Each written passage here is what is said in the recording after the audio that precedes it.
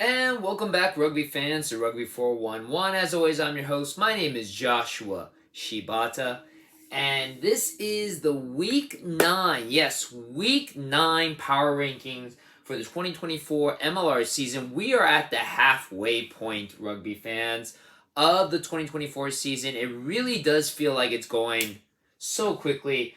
This is going to be kind of an extended episode just because we will do it's kind of fun, kind of embarrassing on my behalf, but we're going to compare, now that we're at the halfway point of the season, we're going to compare this power rankings to my way too early power rankings prediction, which I did like weeks before the season even kicked off, where we knew very little about all the teams.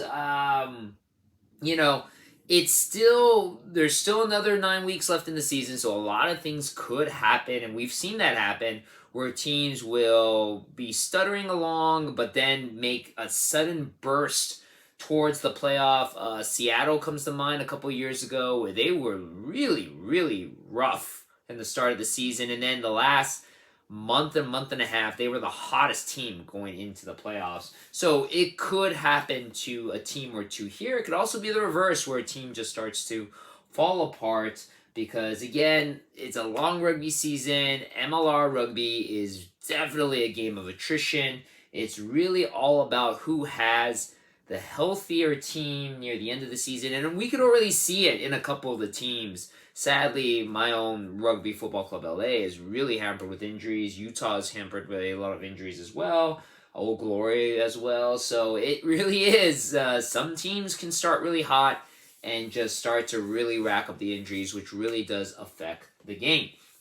Again, if you haven't seen my rugby videos before with power rankings, it's not about the win-loss records or where these teams are standing in the conference tables. It's all about what you do on the pitch, who you beat, where you beat them, and what you've been doing lately. So again, you can be starting off the season really, really hot and start to lose to a lot of teams and slowly make your way down, even if you are still in first place in your respective conference. So again, let's get on to it. First and foremost, again, and as I mentioned before, this team will probably be hitting here on the bottom for quite a bit, is Anthem Rugby Carolina. Again, they lost a pretty disappointing game, 40-50 to the NOLA Gold. Usually Anthem is pretty good in these games, but for whatever reason, this one, they just did not look good. The only highlight is the first 5 points that they scored. They were the first team to score in this game, and it was off of David Still, who is a phenomenal pickup for Anthem Rugby Carolina, a former Sevens player as well as a crossover player. Again, if you don't know the crossover program, which has now become kind of into what is the American Raptors, basically taking players that are from other sports and just incorporating them into the world of rugby just to show them that they do have the skills and the abilities to transition into rugby. David Still used to be a football player, made that transition, started in sevens, it was phenomenal there, has now transitioned to the 15s game, and is a big pickup for Carolina. This is his second try, I believe, in 2 weeks. The only try that Carolina scored. We'll go over a little bit more on this game when we talk about NOLA, but NOLA pretty much dominated this game. Another loss for Carolina, still looking for their first win of the season. Another disappointing loss is for team number 11, Rugby Football Club LA. Unfortunately, losing to your reigning defending MLR champions, the New England Free Jacks, 12-34. Again, this is a game where I feel LA was in it, at least in the first half, and then for whatever reason just completely fell apart. I don't know quite what happened there, but penalties, a yellow card to Semi Kunatani, who unfortunately just found out through the disciplinary hearings with MLR, Semi is going to be suspended for 1 week because of consistent penalties to him. Which is unfortunate because if you watch these RFCLA games, Semi, who is a Fijian Sevens player, former Fijian Sevens player, and a Olympic gold medalist for the Fiji team, he is a phenomenal player. He has kind of been the driving force of the team, or one of the driving forces. There's a lot of great players on Rugby Football Club LA. Jason Doms, Matt Heaton, who, again, congratulations, Matt, on your 50th MLR cap, the first Rugby Football Club player. Technically, a lot of those caps were done in Atlanta, but the first recognized by Rugby Football Club LA. Again, also just celebrated the birth of his son Atlas, but Matt Heaton did celebrate his 50th career cap with Major League Rugby. And yeah, again, there's a lot of phenomenal players, but Semi has really been sticking out on this team. And unfortunately, with him being suspended, it's going to be a tough one for their next game when they play against Dallas after the bye. They kept the game close, relatively close, 12-24 at the half. Unfortunately, in the second half, New England just kept pulling away, and it just started piling up too much, and LA suffering the loss at home in Dignity Health Sports Park, still looking for their second win of the season. Another team that suffered a pretty disappointing loss, Old Glory DC, who slides down a spot, losing to Utah 24-31. Now, in this game, Old Glory tried to keep it pretty competitive, but Utah surprisingly finding some firepower, which they've been lacking in the last couple games. They were up ahead at the half, 21-5. Old Glory did almost get a third try, but unfortunately it was called off by a knock-on. Utah did get a yellow card, but their defense kept them alive, and Old Glory not really able to capitalize too much. In the end, the last 20 minutes, Utah was pretty much ahead of Old Glory. They did get a little sloppy with the defense. They did allow Old Glory to score a last bonus try. They were able to score their fourth try to make the game a little bit closer than it looked, but it really was pretty much a dominant performance by Utah. Again, I'll go over a little bit more on Utah when we talk about them, but good performance by them. A very disappointing performance for Old Glory, and they slide down a spot. Another team that slides down a spot is the Miami Sharks, going down from number 8 to number 9. Coming up short against Dallas, 17-38. This is another game where, surprisingly, Miami just looked very, very flat. I don't know what happened there with Miami, but they just did. It was in Miami, too, was the game, and Dallas just looked dominant. Miami's defense really, really fell apart. There were little moments here and there, but in the first half, it was all Dallas. Dallas was very dominant, scoring 3 tries in the first 30 minutes. And the second half, Dallas did score their second try of the game. But after that, it pretty much was all Dallas. And Dallas just showing that they are starting to grow into a very, very dominant team. I thought Miami had it going into the game. But unfortunately, again, for whatever reason, Miami defense came up very, very flat in this game. Before I mentioned, NOLA moved up from number 10 to number 8. Now, I was a little bit on the fence of this. I wasn't really big on moving a team that slaughtered a winless team, and a team that is going to probably be pretty much at the bottom of the rankings for the majority of this season. But because of just the way things worked out this week, Old Glory losing, Miami losing, I just didn't feel right having them not move, and I needed them to slide down a spot, so NOLA did benefit from that. As I mentioned before, NOLA pretty much dominant. After giving up the first 5 points, it was all NOLA, 40 straight points in this game. A try scored by Rodney Iona, a try scored by Luke Campbell. In the second half, Anthem did try to come back a little bit, but man, NOLA just was dominant in this game. A great try scored by Tavete Filimone, who actually got 2 tries scored in this game, and his 6th and his 7th, making him tied for second so far in this season of tries scored. Right behind, of course, Dallas's very talented prop, who scored 5 in one game, Joel Coetzee. So right now, Taniela Filimone is tied with Reese McDonald for second with 7 tries scored in the season so far. NOLA with a dominant performance there. San Diego ended up losing, sliding down a couple of spots to number 7, losing to Houston in the first shutout of the season, 0-33. Very, very shocking game in this one. Would like to really deep dive into this one. Now, San Diego has started off really hot in the season, but last 2 games have looked really, really flat.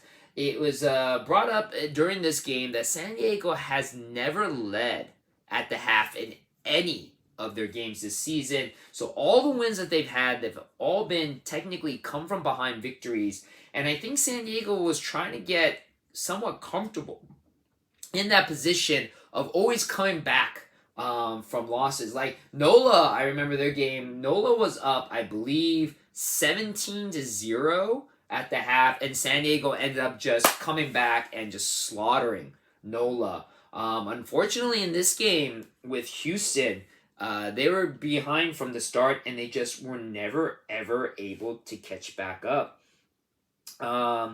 Houston, I'll go a little bit more into about Houston in this game, but there were a lot of penalties from San Diego as well. 9 in the first half alone by San Diego.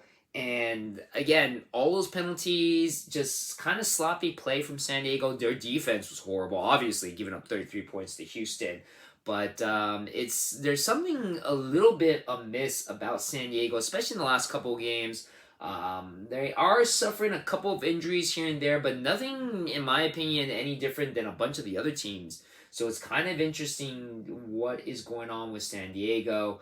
Rumor is that Makito, famous star in Australian rugby, as well as a former LA Guiltinis, a former MLR champion with the Guiltinis, will finally be able to suit up for their next game. Nanu was not in this game as well, so maybe having a couple of key players coming back, veteran players coming back at that, might boost San Diego up in their next game. But again, kind of odd and something to definitely watch to see if this slide by San Diego continues down.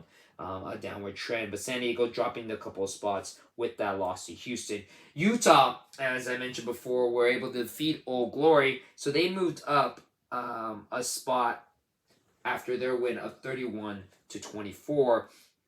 Again, I kind of wrote off Utah in this game, but Old Glory is Old Glory. I thought Utah would be able to come back, but Utah looked very, very dominant in this game. Shout out to Joel Hodgson. Joel Hodgson has been really the English veteran from Premiership Rugby, Newcastle Falcons, coming over to MLR last season, has become a stalwart for Utah. But this season's been a little bit shaky off of the tee. This game, though, Joel Hodgson was a perfect 5 for 5 off the tee, 11 points from him. So really a driving force and a reason why Utah was able to perform really well in this game. And hopefully with Hodgson kind of regaining his stroke off of the tee will probably lead Utah to a couple more victories. Moving up from number 6 to number 5, before I mentioned Dallas Jackals. Again, granted, they did defeat the Miami Sharks, but they looked very, very dominant doing it.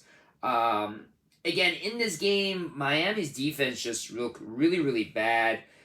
Dallas was able to score 3 tries in the first 30 minutes. I mean, by that point, the game was pretty much gone. Miami tried a little bit of a comeback in the second, but it was all Dallas in this game. A very good performance by Dallas. And again, as I mentioned last season, Dallas definitely looked like a team that needed just a little bit of maturation, a little bit of time and cohesion with the team, and they are starting to look like a very dangerous threat and a very stacked Western Conference. Again, 4 teams go to the playoff from each conference, and Dallas is going to be fighting with Utah, possibly even fighting with San Diego for that 4th and final spot. So we'll see how that turns out as we near the end of the playoffs. As we end into the playoffs, number 4, Houston, with again their dominant performance over San Diego, 33-0.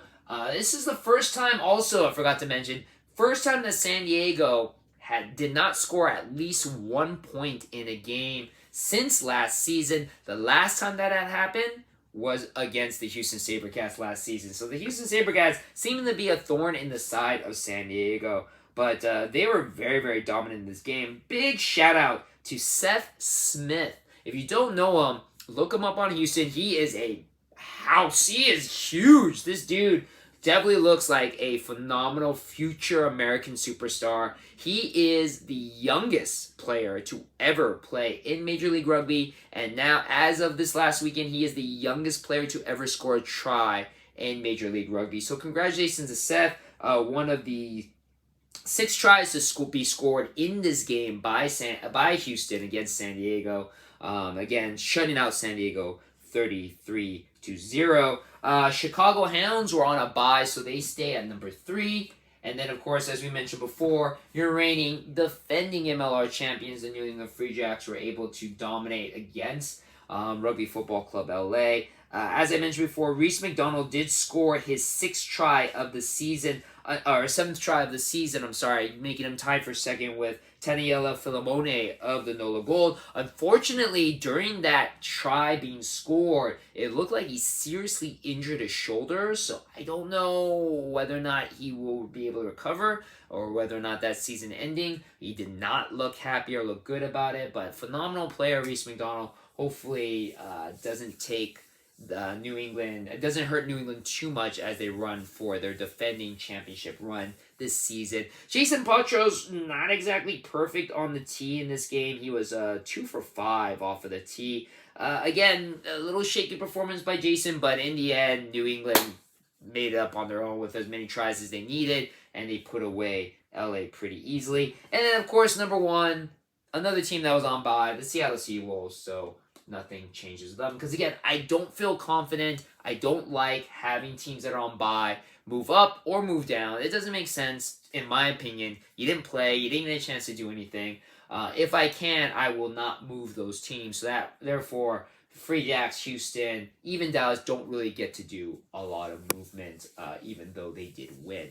So that is our ranking for this week. Again, the West is pretty dominant. Seattle, Houston, Dallas, Utah, San Diego right here. But you do have a presence from 2 top Eastern Conference teams, which, again, I'm going to go into the little mid-half report and comparison. But for a while, Chicago looked like the shaky team, but now it's starting to look like they are going to be a force in that Eastern Conference. And then, of course, you have the latter half of the league trying to fight for possibly that 4th and final spot in their respective conferences. But with that being said, now let's do the, again, it's an interesting look, but it can also be very embarrassing to me, comparing my rankings, my way too early prediction rankings. Again, I made these ranking picks like maybe a month before the season even started. So rosters weren't solidified. We didn't know exactly everything about the teams. But I always like to make these way too early predictions and see how close I am to the final standings. Now, again, it's only the halfway point of the season. Lots of things can happen in 9 weeks. There could be some movement, but let's see what the comparison is. Bam! And, yeah, so, not horrible, but definitely not exactly spot on. But again, still only the halfway season. Let's talk about. So, number 1, I had San Diego. Now, granted, before the last couple weeks, San Diego was on top of the power rankings. Unfortunately, they have skidded down now a couple of really bad losses. They are currently sitting at 5-3. Obviously, I predicted them to be 15-1, and that's not happening. But I mean, again, we'll see how San Diego is doing right now. They're in a rough patch right now. We'll see if they'll make their way back up. As I mentioned before, I did predict Chicago to do really well this season. And again, 15-1, obviously not going to happen. They're 4-3-1 right now. But right now, Chicago kind of starting to put it together. People were asking about it online about what is it that's made Chicago change. As I mentioned, I think it's just now they're starting to figure things out. They're starting to use people the way that they should be used. Having Dylan the Butcher Fawcett as your hooker, and he's been on fire. He's been phenomenal, scoring tries after tries, leading the league in the most tries scored by anybody in the history of MLR. He's become a very dominant force for that Chicago Mall. And, of course, Billy Meeks, former 2-time back of the year, being put in the right position at the number 12 position. I don't know why they're playing around with him, moving him all over the pitch, but number 12 seems to be the comfortable fit, and I think it works for them. So Chicago is at number 2. Number 3, I had your reigning defending New England Free Jacks. The reason why I had them at number 3 is because I just felt that Chicago and San Diego have really upgraded themselves, at least from what we knew at that time during the offseason. New England really didn't make any changes. I mean, granted, they did win the league, but I thought that Chicago and San Diego at least took that extra step to get ahead. New England, though, is sitting at number 2, so I mean, they're not necessarily on top, but they're definitely not far behind. I definitely did predict that New England and Chicago would be fighting for that Eastern Conference berth into the championship game. They're sitting right there, so I'm not too far off with that one. Number 4, Seattle. I had Seattle at number 4, 11-5 record. They're 7-1 now. I mean, hey, it could still happen. They could hit a couple of skids, but Seattle looking very, very dominant. The reason why I had them at number 4 was because of the loss of AJ Alatimu and Jordan Chait. 2 phenomenal fly halves that I felt were, especially with AJ Alatimu, the reason Seattle was as dominant as they were. Now, granted, AJ Alatimu, now with the Houston SaberCats, the only team to beat Seattle so far this season because of AJ Alatimu. We still have a game between those two teams left. We still have a lot of rugby left between the Western Conference. So Houston is slowly making their way. And to be honest, they are looking phenomenal. Like right now, I know they're number 4, but they are going to be a tough team to beat. Seattle is sitting at number 1 right now. But again, like I said, because of the loss of AJ Alchimu and Jordan Chait. But you know what? Another player has proved me wrong, just like with Jason Patros with New England. Mac Mason has been phenomenal and clutch for Seattle, as well as, Mac Mason has just been phenomenal, as well as Sam Windsor, proving why he is the number 1 scoring player in all of MLR history. Granted, he's playing more of a backup role, but when he's on, he is on. He was phenomenal in Seattle's game against LA. I think he was perfect off the tee in that game, but he's been a very good stalwart player for the Seattle Seawolves. Seattle definitely trying to vie to be the very first three-time MLR champion in MLR history. Number 5, I have Houston, and they're 4 right now. Right now, Houston 9-7 is what I predicted. They're 7-1. I think Houston actually looks much better than what I thought they would be, and I mean, it'll be interesting to see if Houston continue this momentum, because there is a possibility that Houston can fall off in the second half of the season. But right now, momentum, I feel, is all with Houston. Number 6, Old Glory. I really thought Old Glory DC was going to make that next step up, but it looks like, to be honest, sitting at number 10 right now, I feel Old Glory is kind of the Old Glory that we saw last season, just not always going to be there. Now, granted, they are suffering a lot of injuries. They are struggling quite a bit, but I don't know if they'll pull it out in the second half of the season. Number 7, Utah. They're sitting number 6 right now. Utah is, again, just like Old Glory, a team that has a lot of great pieces, but sometimes for whatever reason they're just not able to put them together. Utah did look pretty dominant in their performance this week against Old Glory, but it's Old Glory. We'll see how Utah does when they play all of the Western Conference teams again. We'll see how that turns out. Number 8, I have Dallas 7-9. Dallas has been doing better right now. Number 5, their record is 4-4. Again, it's going to be interesting to see what happens with these Western Conference teams that play against each other for a second go. I mean, that Western Conference is like a murderer's row. You have Seattle, you have San Diego, you have Houston. Technically, Dallas and Utah could beat anybody at any time. I mean, you feel sorry for LA being the new kids on the block, because they are in a very, very tough division, tough conference. But that's going to be a murderer's row when these teams have to play against each other. It's really going to be about which team is left standing. Number 9, NOLA Gold. They're at number 8 here on the power rankings right now. And NOLA is, again, another team that I feel is going to be very shaky. Right now, they're 4-4. I predicted them to be 4-12, so I mean, not to say that they're going to lose every game for the rest of the season, because I believe they still have to play Anthem and Miami again for their second time. I think those are going to be, at least with the Charlotte game, with the Carolina game, that will be almost a guaranteed win. But NOLA, I feel, will be struggling. Number 10, Miami. Miami's at number 9. I feel Miami, again, will also be a team that's going to struggle just because they are the new team. I have them at 3-13. They're 2-6 right now, so easily I feel they can win another game or two. They do have, of course, Anthem Rugby to play against as well. And then, of course, number 11 and number 12 are the only teams that have right, which, isn't saying much because they are the two new teams as well. RCLA and Charlotte, or technically it's Carolina now. Carolina had 0-16. It's kind of looking like that's going to be the only one I'm going to get absolutely correct. And then, of course, RCLA, I have them at 3-13. They're only 1-6-1. They do have to play Miami, and they do get to play Anthem, so I feel that's at least a couple wins there. Will they win more? We'll see. They are struggling with some injuries. They are struggling with a little bit of penalties, but, you never know. But that is the comparison of the halfway point to today, to right now. A lot can happen. Again, it's not super far off. I think the only ones where I'm really, really off on right now, just because San Diego's kind of on a skid. Seattle's doing better than I thought they would. But I think the rest of them kind of very similar to where I have them. So we'll see. Again, it's there's a lot that can happen in the latter half of the season. Let's move on to our Super Brew results. Bam!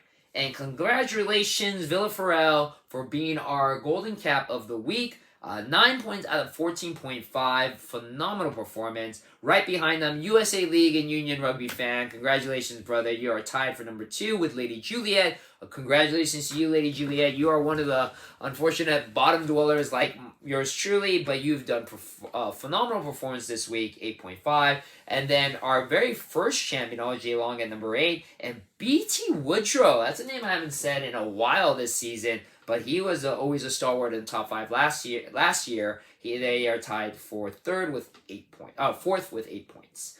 Unfortunately, Wild Thing got the wooden spoon this week, but don't worry, Wild Thing. I was right above you, not doing much better. Let's go over our overall rankings. Bam! And we have a new number 1. JZS moved up to number 1, 55.083. Overcoming Sarai at number 2. He dropped down a spot to 53.83. But again, it's still very close. 2 points separate the top 1 and 2. And then less than, actually half a point exactly at number 3, moving up 2 spots. MSDRFC 83. Mike, our reigning defending champion, is making his presence. Go, Mike. Hopefully, maybe becoming our very first back-to-back Rugby411 Pick'em champion.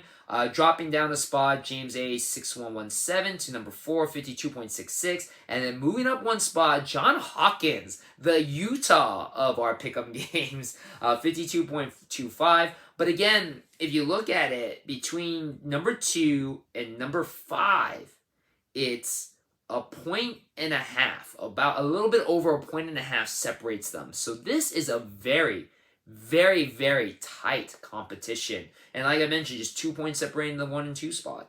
So it could be anyone's game so far in this Pick'em League. Let's look at our bottom 5. Boom.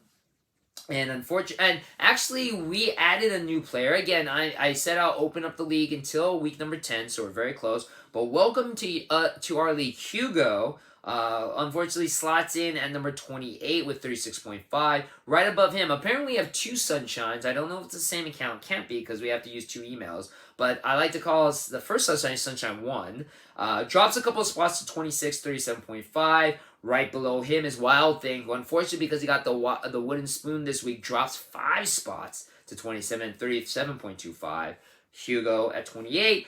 I dropped down a spot. Dogma at 35.16. Leon gets to move up a spot. Technically, he's still at 30. It's just a couple people dropped below him. Sunshine 2 dropped down 2 spots to 31 to 29. But Leon, you're not last, so that's not a bad thing at all.